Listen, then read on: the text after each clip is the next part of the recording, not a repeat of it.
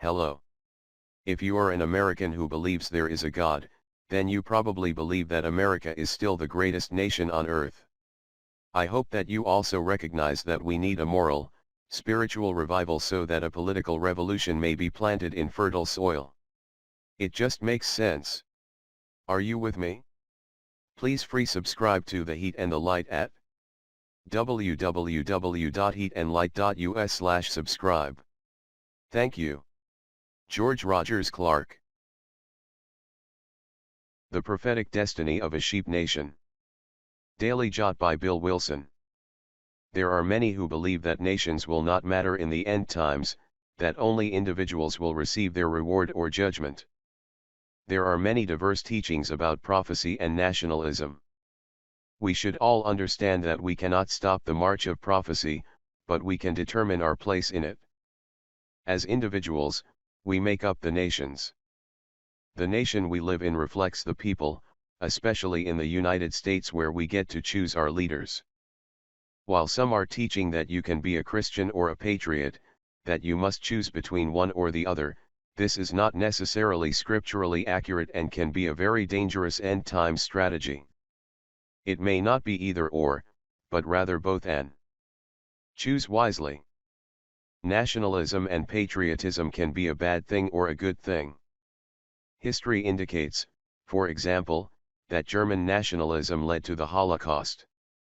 Islamic nationalism, which is a combination of fascism, Marxism, and false religion, has a millennial-plus history of death, destruction, slave trade, human trafficking, drug trafficking, civil and human rights violations, and persecution of Christians and Jews that continues wherever it exists today. In both examples, God's people suffer at the hands of such nationalism. America, however, guarded against such persecution with a secular constitution that enumerated the powers of government with limitations and allowed freedom of speech and religion. The result was a nation that supported Christian evangelism. Christian ideals became a light for justice and freedom around the world. There can be no honest discussion about preaching the gospel to the uttermost part of the earth without mentioning America. Even as this nation's light grows dimmer with leadership that does not do right in the eyes of the Lord, America still sends more missionaries, more goodwill, more Bibles, more comfort, and Christian love than most other nations combined.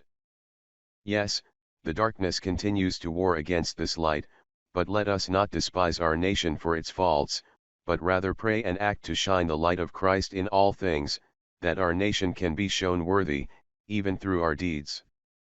This is an important both and. In Matthew 24 and 25 Jesus Christ explains what will happen in the end times.